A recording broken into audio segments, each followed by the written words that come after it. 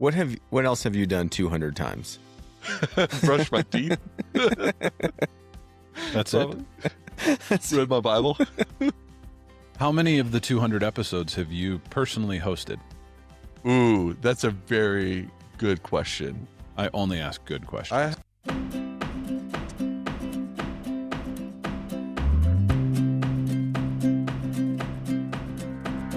Welcome to The Weekly, a podcast brought to you by Calvary Bible Church. I'm your host, Jay Ewing. Thanks for tuning in. Like always, do me a huge favor. Visit calvarybible.com, click your campus, and find out what is happening in your neck of the woods. Get connected and stay connected by visiting calvarybible.com. So many great things happening this spring here at Calvary, and I want you to be paying attention. So visit calvarybible.com. All right. Today we have a great joy. It is the 200th episode of The Weekly, and I have John and Thomas here. 200. What else have you done 200 times? Brush my teeth. That's it? Read my Bible. How many of the 200 episodes have you personally hosted?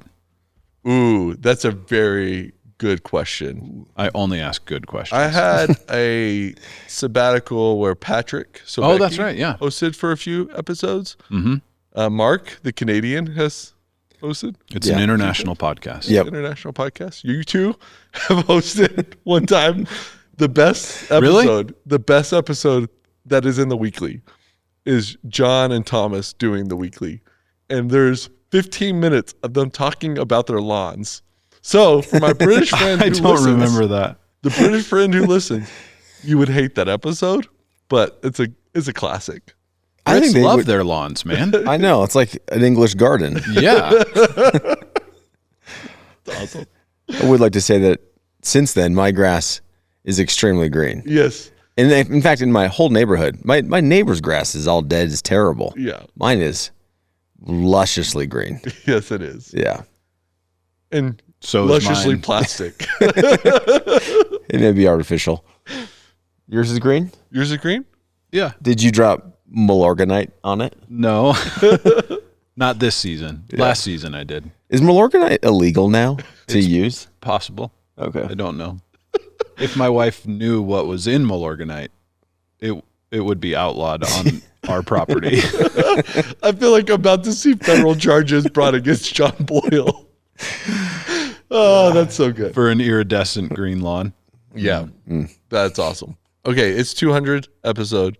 Thomas, do you remember the first episode of The excuse me. Weekly? Not a chance. Not a chance. I mean, we started this in COVID. This was a way for us to connect with people. Yeah. But yeah, no, I don't remember the first episode. What happened? Tell me about it. Well, the first episode we actually never released to the public. Oh, really? The first 3 episodes. You're like, hey, let's get some reps, which was very wise. Yeah, That's yeah. a good idea. And let's just bury those episodes. Do you have them in the I do vault? have them. It's like the Disney vault. Oh, like, yeah. You could release those episodes and Pocahontas. I would hate to go listen to myself in those episodes. That'd be very discouraging, I bet. What do you think in terms of the listening audience? Yes.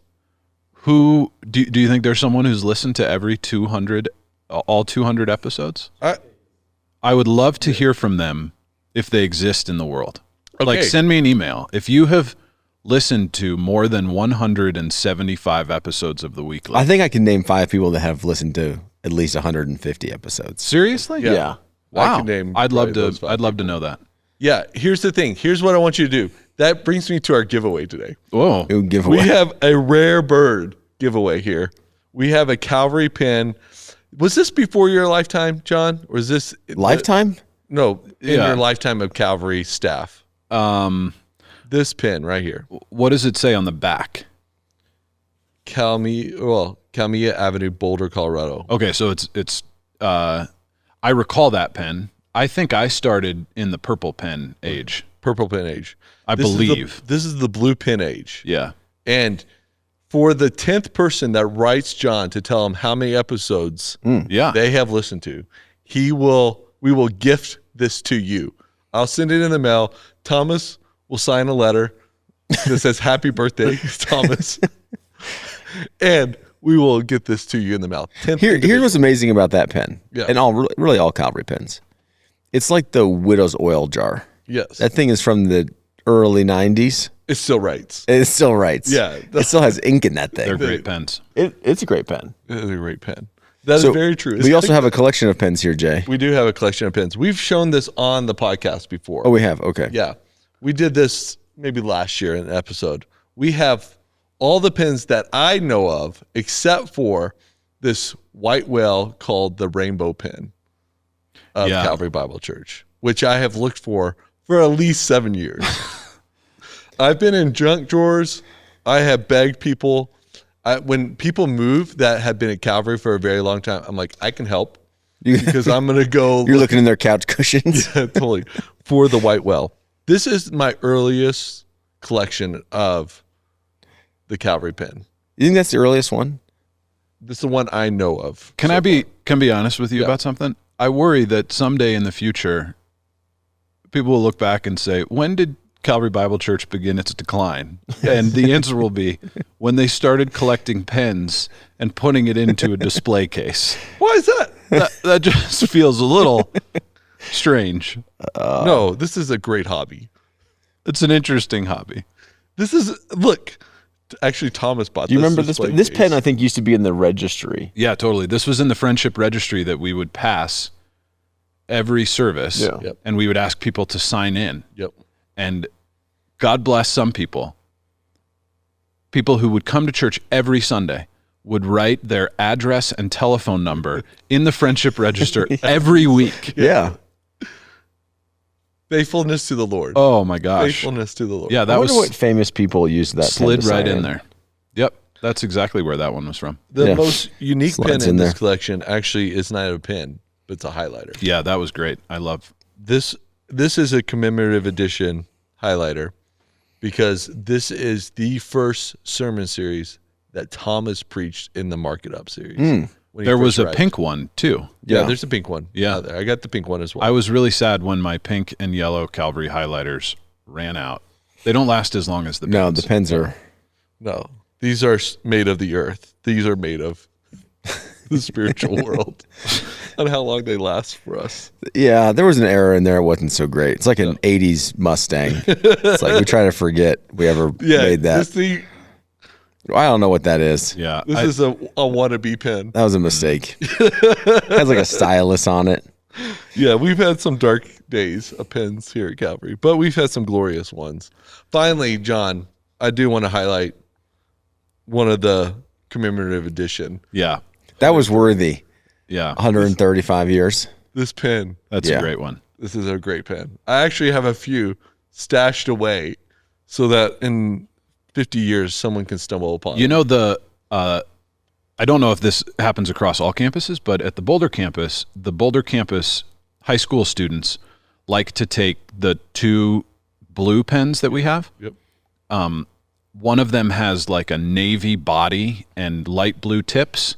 The other one has light blue Yeah. body, navy tips. Yep. And they like to take them and combine them into one Super pen. super pen. And my son Cooper was cleaning out his room. Yeah. And I was in there with him last night, and I noticed on his desk he has a super navy Calvary pen that he just treasures because he has compiled that together. That's amazing. Yeah. So What if those you are took also all the special parts of editions. these? Yeah. It's basically combined. It's Yeah. I great. mean, you talk about the decline of Calvary. I think about the goodness of Calvary, that this is sort of a cultural maker, is our Calvary pen. Is it? Yes. Okay. Yeah, it is. I hope so. I mean, look at your son. He's combining to make a super pen. Right. Like, we're talking about this. Yeah. A church pen. People. I tell people at starting point, you know you are a family member at Calvary when you can go to your junk drawer and find at least 3 Calvary pens. Of different Then you, eras. you Of different can eras, say, yeah. I great. go to Calvary. That should be the new answer. It's like when you ask how long have you been coming to Calvary? Yeah. Since the purple pen. Yeah.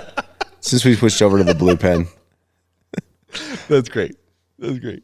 Oh, the 200th episode is really fun. We did start this in COVID, and there was a couple episodes that even we filmed in opposite rooms with glass in between us because there might have been an exposure early in the COVID season. I'm so glad we're in one room together. Me too. Yeah. Me too.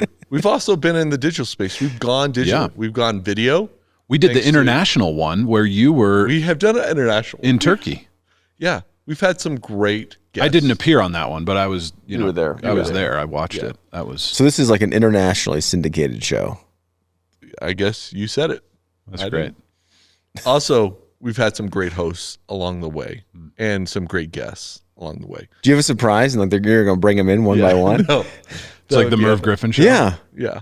My favorite might be when we had Wawa on the weekly. Oh, yeah. This last year. That was a pretty special moment for us here on the weekly. Why don't you tell the audience who Wawa is? Wawa is the president of Step Seminary of Port-au-Prince, Haiti. Yeah. And we were blessed enough for them to be able to travel to the United States to have a week with them. We're having him to preach, and then he was on the weekly. So we've had Tom as senior pastor and emeritus now. We've had Thomas as your campus pastor, now senior pastor. And one time I got John's title wrong once. Did you? On the weekly. Yep. Did you call him the head of the 6-8 Project Weekend? Thomas, that's unfair. We've had a lot of guests. I mean, think about when the ladies took over the podcast. Yeah, the a few weeks ago. That might be the #1 podcast I ever listened to. That might be up there now. Yeah. Yeah. Actually, we should have asked the producer, what is the #1 podcast? He's on it. He's on it. Yeah. The Canadian is working. So it's good. All right, John. Yeah. To kick off the 200th episode, we've asked you to give us a little Calvary history quiz between the senior pastor and the dude who doesn't know what the Project 6-8. Okay. I can guarantee you're going to do well. It's 6-8 Project. I was just letting him do it. Okay. Well, considering that this is a podcast, I just wanted to start with a couple quiz questions Yeah. related to podcasts in general. Okay. That'll kind of warm you This up. is the only podcast I know that exists. Okay. That's unfortunate. So before we jump into some Calvary history, I'm curious if you know. What are we doing? You guys are competing to Sure, answer the let's go with question? that. Yeah. So whoever how do we wins do gets it? to You keep just their job. Answer it first? Okay. Yeah, if you get any wrong, you're fired. Okay. When was the term podcast first coined? What year? 2009. Okay. 2011. Okay. You are both wrong. Okay. The correct answer is 2004. Well, that's early. With it's Apple, right? Yeah, so that would be the second question. Where did the word podcast come from? The Apple universe. But how? Probably their iPod, and it was like maybe a show on their iPod. Yeah, probably. Is that I would agree close? with Yeah, it is I don't know how to pronounce this word. A portmanteau. You know what I'm talking about? A portmanteau. Thank you. that. A Mark. word that John didn't know. Well, I just didn't know how to pronounce it. A portmanteau is when you combine two words into a new word. Ooh. So iPod, Yeah. and broadcast Became the podcast. became podcast in 2004. That's amazing, Yeah. John. I really appreciate that. Okay, now we're going to Do you shift. remember your iPod? How cool that was? Yes. You're like, I could put 32 songs on this thing, and it didn't skip like No, my it was Walkman. 1,000 songs in your pocket. Is that what it was? Yeah, that was 1,000 how songs. it started. Yeah. Yeah. What was your favorite song to play on your iPod? iPod?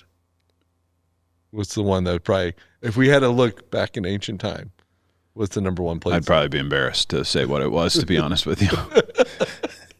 I may not want to say it publicly. Yeah, no, I get that. That was a long time ago. I was Yeah. not fully transformed by Jesus.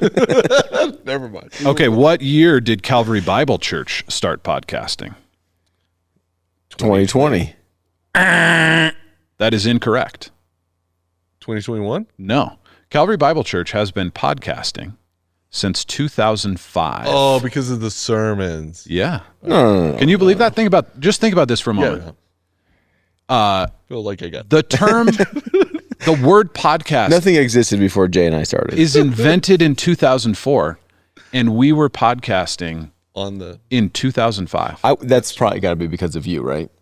There was You're a pretty team of tech people. savvy. Yeah, that was because of you. But yeah, one we of started my podcasting. favorite. Here's one of my favorite John Boyle stories. Yeah, I love this story. I don't know what year it was, and you suggested that we buy the domain name calvarybible.com, and someone asked you like, why would we do that? And you said, I think the internet's going to be around for a minute. And they said, well, how much does it cost? And you're like, what was it, $200 or something? Yeah, it was more than that. It was like 2,000, right? I think it was 1,500. $1,500. And for calvarybible.com. yes. And people were like, that's obscene. Yeah. There's no way we're going to spend $1,500. Yeah. And I'm so glad that you convinced them, because otherwise we'd be like Calvary Bible _ Erie Thornton Boulder. Yeah, Jay's little intro wouldn't roll off his tongue. Hey, that is one of the best John Boyle stories. Oh my gosh, When yeah. the dinosaurs roamed the earth, you suggested this. CalvaryBible.com belongs to John Boyle. You're the know, best. I bet we spend $1,500 just on coffee alone every week on all 3 campuses. I'm not sure about that, but Maybe there's probably 600. probably not. It's a lot of coffee. There's a lot of coffee. Okay, so we started podcasting in 2005. Yeah. So basically we're the pioneers. Yeah. Okay. We trailblazed. Yeah. Early adopters Really. on the distribution curve. Yeah. All right, so are you ready for some Calvary history? Yes. What is the official date, month, day, year of Calvary Bible Church's founding? It's January Yeah, it is definitely 3rd, 1889. Is it January or is it June? I think it's December. No, it's June. June something, 1889. What is it? January 2nd, Dude, you were so close. That's amazing. 1889. Why did I get? Yeah, Yeah, why'd you get Off by a day, but price of right rules, you would have Yeah, lost. totally. yeah, that's true. Do you know what also happened in 1889? Was the Eiffel Tower opened up? Really? Yeah, it was in commemoration of Calvary Bible Church. Yeah. I love that. They're like, we should build a tower in France. I hope that's going to be on our socials this week. I really do. Lord Jesus. Okay, we're at the Erie campus. What year did the Erie campus officially begin? The year it began. Yeah, when did the Erie campus start? Before or after 2006. Calvary Bible Church started podcasting? Yeah, 2006 Exactly. because we just celebrated the 20th Exactly. Yeah. on Easter Sunday. Well, it was the 20th Easter. The official day was April 16th. Oh, nice. Which is Easter. It No. opened Yes. on Easter. Yeah. However, we had 2 quiet, That's soft soft launches yeah. the week before that was for Calvary folks only to make sure we were all set. Sweet. But yeah, 20 years of the Erie campus. That's amazing. Congratulations, Erie. 20 years. That's a pretty cool thing. Okay, what was the name of our first full-time pastor at Calvary Bible Church? First full-time pastor. I can That's see not him the on the Andersons. wall. That's Oscar Yep. It is Bolander. Boom! Is that right? Thomas, yes. Yeah, that's why he's a senior pastor. Yeah, because that's No, because there's a video Long that you in the made, line. John, and it was like, Oscar. Calvary Bible Church. It's a great video. It is a great video. It has like the radio voice. It needs Thornton on it, and then it'd be a perfect video. Yeah. It's a great video. Can you name 3 other senior pastors that have served yeah. at Calvary? Yeah, we got Culbertson, What's Robert, Pastor Bob. Culbertson's first name? Bob, Correct. Bob Culbertson. Tom Shirk. Oh, good. Oh, nice. Good memory. Yeah. Remember who was before Bob Culbertson? Dick Hauser. That is Oh, exactly that is right. It Yeah. was a Hauser. Yeah. Yeah. Do you know what years he was the senior pastor? Hauser? Yeah, if I were to take a guess, it'd be like 72 to 78. No, that would have been Culbertson. Oh, it would have been 61 to 68. 61 to 68. Yeah. My favorite Decade earlier. My favorite story from that era is Dan Hauser talking about on Saturday nights they would have to come in and clean the church before Sunday morning. Oh, man. So the senior pastor was responsible with his kids to come clean the church. Just think about all the wonderful people who have done things like that. Yep. And here we are sitting on a couch talking about pens. Like, what a blessing. What a blessing. True. Is this what they envision in the future? I hope so. I imagine. They're not going to be disappointed at all. What year did Tom Shirk become the senior pastor? 89. No, 90 92. 93. I think he's called in Yeah. 92. 93. 93 is 92, when he was the associate pastor. Correct. Sorry, got that wrong. Who are the reigning champions of the Calvary Staff Pickleball Tournament? John Boyle and Kristen Whoop. That's correct. Yeah, I know that for sure. Yeah, that's That amazing. was crazy that we did a pickleball tournament at the church, and I'm glad someone didn't tear their Achilles. Yeah, We did not warm up whatsoever. We did shotgun it. I did a lot of stretching. I was did? very nervous. Yeah. I think what's fun is whenever we do these competitions, the staff that are normally like, I just call them docile, like, oh no, after you, become the most competitive people I've ever seen. And you're like, where did that come from? They're like in their suit and tie, sweating through to win the game. Yep. How many times has Boulder campus won the Calvary Cup? Is that a trivia question coming up? Yeah, I don't know the answer to that actually, but we are the current. The reigning. Yeah, champion. the cup resides on the Boulder campus. That's That great. look, that was a great look. I wish you could have seen that on radio. Weren't you on my team last year? That We lost. Oh, that's right. We got second. I was on your team, and I'm But the we reason were you really lost. close. Were you? Oh yeah, we got second. Yeah, if they didn't have me, Yeah. they would have won. They needed one more. Yeah, I was holding them back. Now we need to convert 2 more birdies or get an eagle. We didn't do that. Yeah. But mark your calendars, July 23rd, The Calvary Cup. next, That'll be great. Next edition. Um, Fourth annual? Third annual? Fifth annual? Oh, it might well, it's be not the really 6th or annual, but 7th. this would be the second in a row. But we've Triannual. done it Triannual. many times. Okay, how many families started Calvary Bible Church, and what country were they from? Sweden. Correct. And 5 families. Okay, The Osborns. the Lawrences, the Andersons, Anderson. and the Yeah, Andersons or Nelsons. something. Yeah. Yeah. Okay, name the streets, the intersection of our original Boulder location, like the first building that Calvary owned and operated, ministered out of. It's like balsam Balsam. It has a and third? spruce. spruce. I thought it was a number. Is that right? Yeah. 17th and Spruce. 17th and I knew spruce. there was Oh, a wait. number. It was a number. Good job. This is really fascinating, actually. If you ever go to our history wall, there's a picture of that building. And if you drive to the next time you're in downtown Boulder, seriously, Yeah. drive to 17th and Spruce, and that building is still there. It's kind of been converted into like apartments or something, but it like you look at it and you're like, oh yeah, that is the original church building. Wow. Yeah, it's crazy. we should buy that back. Yeah. Yeah. We should, Also, I don't know if I've ever told you this, but you know, on 28th, also if you go to our history wall, there's a picture of one of our founding families in front of their house. Yeah. And that house is still on 28. on 28th. It's at like 28th and Arapahoe, just south of that. Okay. Just south of 28th and Arapahoe? Yeah, it's like this. I think it's like the Like by the old Millennium Hotel? across the street from it. Okay. Yeah. Yeah, it's still standing. It's like the I can't remember what. It's like some Really? nonprofit organization that's in there. But I've often thought like, should we just buy that? Yeah. Like that is like That's really cool. That would be Historic. cool. We could put like a museum there. We can put Yeah, the pens. that's right. We could put the pens Jay in the could building. sit there and tell people about the pens. You know, you make fun of me, but someday you're going to want these pins for the history wall. Oh, Okay, It for might sure. be past your time, John, but it'll be there. In what year did we begin having all Calvary worship services in English and no longer in Swedish? What year was that? 1948. I think it has to be before the war. 40, It was 19. What'd you say? 43. You are correct. Is that right? Yeah. Yes. We joined the EFCA in 1948. That was when it was created. I think it was actually in the 50s. Oh, yeah. I mean, the Free Church existed, and Yes. there were two. They were basically called the same thing, like merged together, and that's where the modern day Evangelical Free Church of Swedes. America began. Yeah.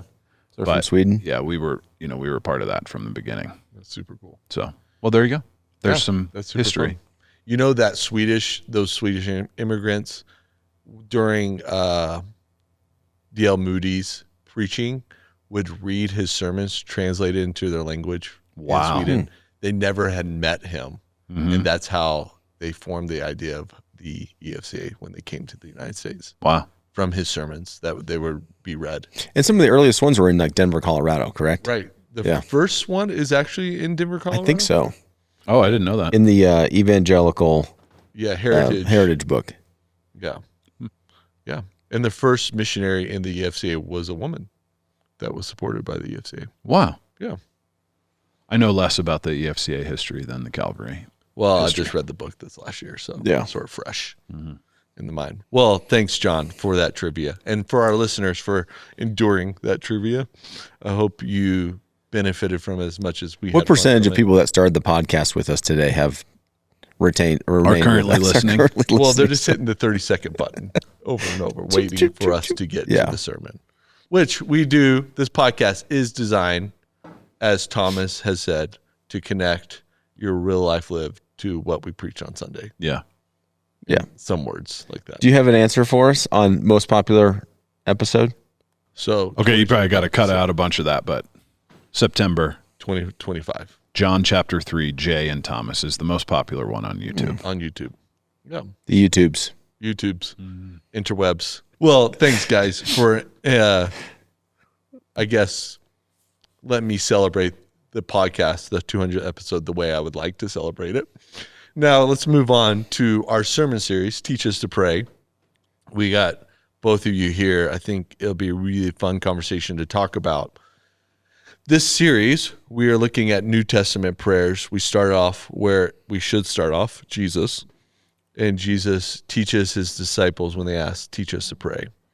And so we've started off in the Lord's Prayer.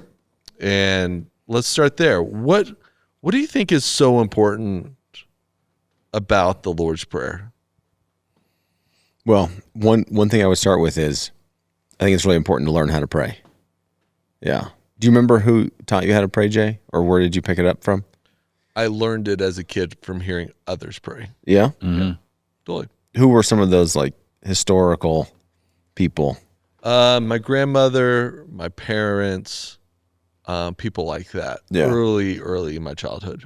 Do you remember who taught you how to pray? Yeah, we were talking about this at our staff meeting in Boulder yesterday. And, actually the Lord's Prayer, the church I grew up in, we would pray out loud the Lord's Prayer at every worship service. Yep. So that is one of the formative prayer experiences of my life, is memorizing, learning, speaking the Lord's Prayer. And then I just think, throughout my life, I've had so many people who I've learned from, watched. But that was a really formative experience for me. Yeah. What about you, Thomas? I think that's true. Similar. We would pray the Lord's Prayer. And I knew it from a very young age, before I even knew what all the words meant. Yeah. But yeah, listening to people pray, praying with people, because as you're listening to them speak with God, you're going, oh my goodness, that's different than how I talk to God. Right. But yeah, that was formational of always listening to somebody pray. Yeah. That is the beginning of prayer, I think, is listening how someone prays, which is so important that Jesus teaches them. Right. The disciples are listening. What do you think about the Lord's Prayer? What was sort of the thing you're like, wow, I love this, as you were preparing for the sermon of the Lord's Prayer this time around? I think was one thing that kind of caught me off guard was there's a lot of people that don't think you're supposed to pray the Lord's Prayer. It's just, you're not supposed to pray wrote, prayers that other people have prayed. It's just an example of how to pray. I don't know, I was a little surprised by that because I regularly pray the Lord's Prayer, specifically with my kids at night, I think that was one of the things that just caught me off guard was, whoa, people don't actually think you should pray this in almost a verbatim way. Now, I would agree that it is the most beautiful framework for prayer. When Jesus gives an example of how to pray, I don't think he's actually missing anything in the Lord's Prayer. I think it's an all-encompassing prayer of anything that we would potentially be asking for, connecting with God with, is summed up in the Lord's Prayer. So it becomes the scaffolding to build a prayer life off of. Yeah. I like that language you use this time around, the scaffolding to pray. I think that's super helpful for us. Those who are unfamiliar on how to pray or think their praying is inadequate, that's a helpful sort of tool. John, what's your reflections on the Lord's Prayer? What caught you off guard this time around? I don't know if anything caught me off guard, but it's just so helpful to see the balance even in the first verses of our Father who is in heaven, hallowed be your name. like that juxtaposition of like, we have a relationship with a person who has a name, who lives in a reality that is distinct and separate from ours, and yet is engaged in what happens in our world. And he is set apart, and he is holy, and he is distinct and different, and yet we can come to him and ask for something as simple as, I need bread today. Like that is a different conception than some other world religions conceive of what an all-powerful creator might be like. Yeah. You know, that God is in a category all by himself, but he is completely and totally approachable. We can ask him for, you know, what at sometimes might feel like a simple thing, at other times might feel like a desperate need of, I need bread today, you know? That's amazing. Yeah. I think out of the whole prayer, the phrase, praying for our daily bread, is so foreign to us. Yeah, I know. Where we live in society, how we live in the world today. However, it is super formative for us to pray for our daily bread. And it may not be literally bread today, but it is something of a need that we do need today. Mm-hmm. I think that was an important distinction. That's like the most foreign part of this prayer. Yeah. I think as we read it in today's world. That's a good reminder, though, because that is like a way that we build faith, is we think about what we need from God today. And in the first century context, for many people, it was, I literally need food. Yeah. For us, in our reality, that might not be the case. It may be in some, but there are things that we need every day. And it's like, what do I need today? And let tomorrow worry, you know, tomorrow's troubles, leave it for tomorrow. What do I need today, God? Mm-hmm. That's a great way to build your faith, through prayer. Yeah. Okay. I would love your insights on, like, did Jesus make up this prayer? Like, it is his prayer, but is this like something new that he's creating, or is this a reality in which the people of God have always been invited to pray? What's your insights? Yeah, some people look at it and they're like, oh man, this is a revolutionary new way to approach God, and you're going to approach him as Father. I don't think so. I think that is a very Jewish way, actually, of approaching God, since this is like a callback to the Exodus story. I think Father's actually the title that they're crying out to, like a father brought them out of slavery, as the Father provided bread in the wilderness, as God's like keeping them from temptations in the wilderness.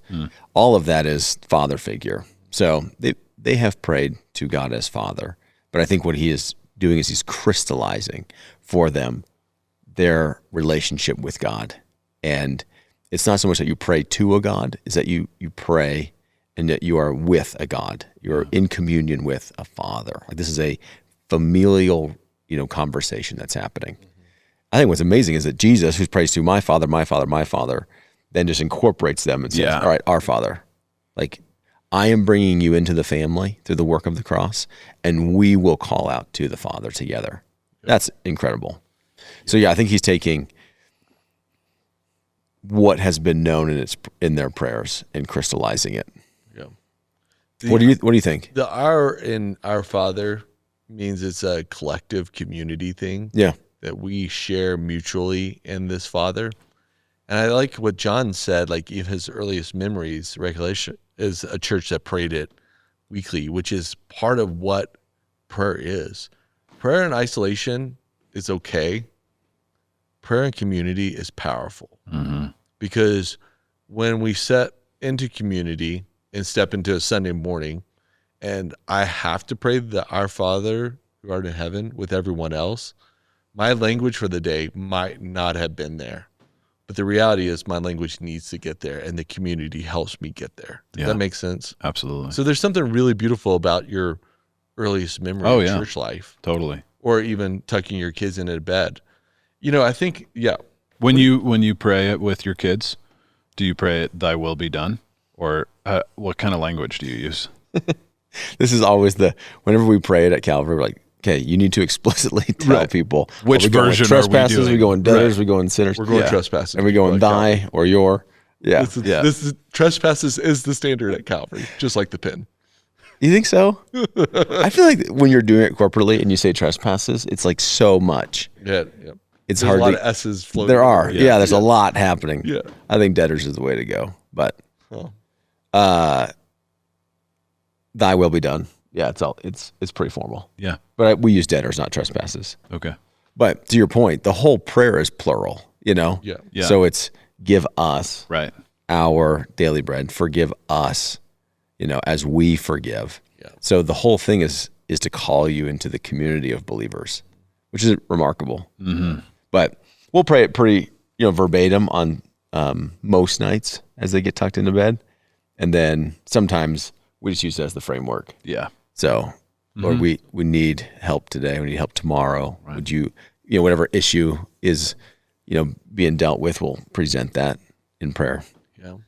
I love the idea, and I don't know if it's helpful all the time, but to tell people who are like, I don't know how to pray, Pastor, how do I pray? I'm like, pray the Lord's Prayer 3 times a day, and then move away from it after you realize you've put it in your own language. You've internalized it. Mm-hmm. Yeah. Like That's when you wise. start to change the verbiage because you prayed it so much, and it's something within you that's coming out. Yeah. But, that sounds pretty religious and legalistic, but I think it's a reality. Like the Lord's Prayer is there to teach us to pray. And we need to be taught. Yeah. That's it. We have to learn how to do it. Yeah. Yeah, It's not something that we should assume just comes naturally. totally. And if it's the thing that Jesus told us to do, let's go with that. Yeah. You know what I mean? And it's a good, I think what makes it such a great framework is it does balance like exalting and declaring who God is and bringing our needs to him. Mm-hmm. And those two things ought to happen in prayer, Yeah. So let's say someone at Calvary wants to deepen their prayer life through this season of this. What are the things, sort of the tools and the tool shed you would give them going into deepening their prayer life? I mean, I would encourage you to be in church on Sundays. We're not going to go through all the prayers of the Bible. We're not even going to really dip into the Psalms, which is like the prayer book of the Bible.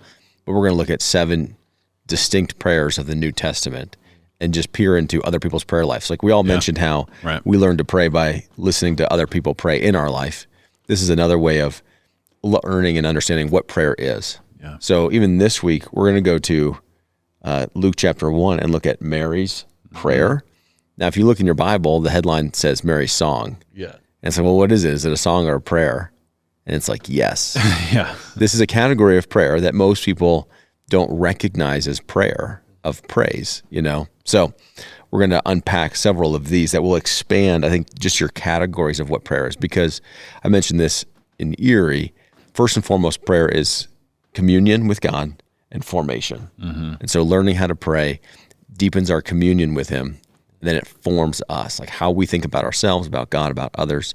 Perry did a great job in Boulder talking about when you are outside of the world, so to speak. He's looking at Artemis 2 astronauts coming back, and you can't even put things into word, but because your perspective changed. Like you come back to the world, and everything is fundamentally different. Though the world itself hasn't changed, you have in such a profound way that you don't even engage the world the same. And that's prayer. Prayer is a way in which you get connected to the living God, and everything about life changes, though the world seems to be somewhat the same. So I would say be around these 7 prayers. It's gonna broaden the category of what prayer is. Yeah. John, what do you think? What would be your pastoral advice or wisdom? Obviously, it would be dependent upon where they're at. Right. If it's like, I have no experience praying, I think your suggestion of like, hey, jump in, try the Lord's Prayer. I think practicing as we go through and learn from different people in the scriptures and different examples of how to pray, I think practicing praying in that way can increase your understanding of what it means to be a prayer, because there are all different types of praying and ways you can pray, and experiencing types that maybe you're unfamiliar with are great. And Mary's song, prayer, whatever it is, you might, if that's a new idea for you, if you think like, well, a song isn't the same as a prayer, I would encourage you on Sunday morning when you're here, like, be thoughtful and prayerful as you are singing some of the songs we're singing together, and help the Lord shape your heart so that experience can be prayerful for you, not just I'm singing. Yeah. But think about like, no, I'm saying these things to God. Yeah. And that's like probably what Mary did in the Magnificat, Like that's a cool experience, and you need to try those things to sort of grow your prayer muscle. Yeah. I think when you understand that what we do on Sunday morning is we just sing prayers together before we open God's word, it will change how you view what we do on Sunday morning and how you internally process. You're not thinking about, oh man, music is awful, the drummer didn't come in. You're thinking about, I am praying to God, and my life goes vertically. Yeah. In these moments. So yeah, that's a really good insight. If you've been praying for a long time, like decades, years of praying, I think sort of have a category to at least every other year read a book on prayer as a Christian. Not because you need a new way of praying, but I always find something, at least in the book I read on prayer, to be helpful or to reorient my heart to the reality of prayer. And there's some great books on prayer. There's some okay books on prayer, but at least have it in front of you, maybe even a missionary biography on how they prayed. Right.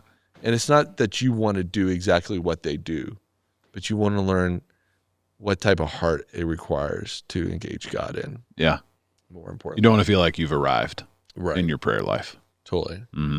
Yeah. The most people that I know who are, I would call spiritual prayer, we sometimes say prayer warriors around here, but people who prayed for decades, they would say, I'm just beginning. Oh, yeah. And that's a reality too. Prayer is such a fascinating thing because, like you said earlier, every culture has a version of prayer in so many ways. What do you think is the marker from someone who prays to someone who prays to Jesus? Yeah, I think prayers essentially is a cry of the heart, right? You're crying out for helps in some capacity, or like I'm trying to connect with something that's bigger than me, has maybe a strength beyond my own strength. The difference is prayers of like a humanistic way of like mindfulness, or in a Hindu way of like out to the universe. The difference is Christians are praying not to something, but to someone. Yeah. There's an individual in their mind in which hears their prayers. And I just think that is fundamentally different, is that there's a creator who made them, who wants to be connected to them, who's aware of them and wants them to be connected to him. And so the Christian is saying, I want my life to be intimately connected in communion with the maker of the world. That's totally different. Yeah.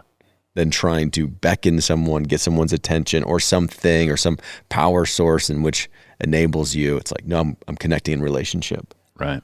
to God who is Father. Yeah, that's really good. Which means that we can listen for his voice. Yeah. And that we would expect that there would be a back and forth, which isn't probably going to be audible. Yeah. But like, we have his word, we spend time meditating on it. We're, always praying, and you expect that is a process, like communicating with a person is. Yeah. That I don't just, as my friend, I don't just go to you and tell you a bunch of things and then walk away. Right. Like, I want to hear from you, and there's a dialogue. And I was talking to one of my kids. We were going to one of their practices about prayer, because they were asking, like, does prayer work? Because I've asked them stuff and I didn't get it, which I think is most people's question. Like, probably one of two things: does prayer work because I asked for things and didn't happen? And two, if God knows everything, why pray? And so we're trying to put in like three different categories of relationship. One is we're driving to practice and we're enjoying conversation. And so, he's presenting maybe some requests, or I'm presenting some requests. And so it goes this back and forth of like, I'm speaking, you're listening, you're speaking, I'm listening. And then I just mentioned, but sometimes we don't say anything on the way to practice. And you sit there and I sit here, and maybe there's music, maybe there's not. And we're just enjoying life together. And we look out the window and we see something together, and you look back at me and smile, and I smile at you without any words. That's prayer. Like, in another sense of, I'm just enjoying the communion with God. and I'm just aware that he's with me and I'm with him. And there's things that I see during the day, and I just smile, and he smiles.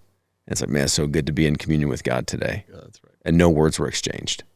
One of my favorite quotes about prayer, Jay loves this quote from Karl Barth, is in prayer, God invites us to live with him. And I think that's what you mean. Like, yeah, it's not like in prayer, God invites us to ask him things. He does. But really, it's just living with him in all the ways of life that we do, and that our heart aligns with his. We become aware of his perspective about things, and we're just living life with him. Yep. That's what makes prayer so profound and beautiful and important. Yeah, that's really good, John.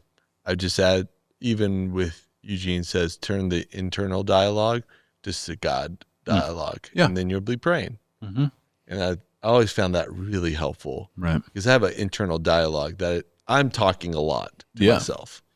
In reality, turn that internal to just God talk. And I bet a lot of those things you're talking about to yourself are like worries that you have. Right. Right? Totally. And what does the Lord say?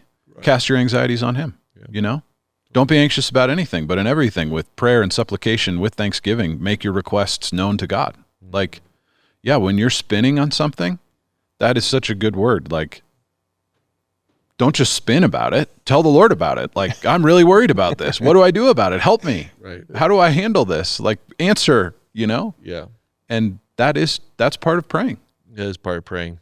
What a great series we're in. And I'm looking forward to this next 6 weeks of more prayers from the New Testament. 6 more weeks, right? 6 more weeks. Because we did 7, because it's Sounds biblical. Sounds biblical. Yeah. It also helps that the series ends at end May. Yeah. We start a summer series in June. But for the listeners today, we just encourage you to step in, really dig into these New Testament prayers, pick up some habits that maybe have disappeared, maybe new habits, reinvigorate your prayer life, because it is such a joy that we get to talk to our Father. Yeah. And what a joy that Jesus Christ did that on our behalf while we were still sinners, died for us so that we could enjoy what he enjoyed with the Father. Let me leave you with this.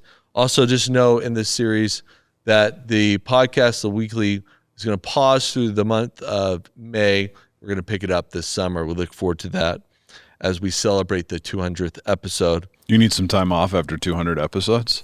You know, it's we don't call it May, we call it mayhem sometimes. Just a lot of things going on and a lot of crisscrossing. So let me end it this way. Pray then like this: Our Father in heaven, hallowed be your name. Your kingdom come, your will be done, on earth as it is in heaven. Give us this day our daily bread. Forgive us our debts, as we also have forgiven our debtors. And lead us not into temptation, but deliver us from evil. For thine is the kingdom, the power, and the glory, forever and ever. Amen. Calvary, so good that you're tuning in. We love you. Look forward to seeing you very soon. Congratulations, Jay, on 200 episodes.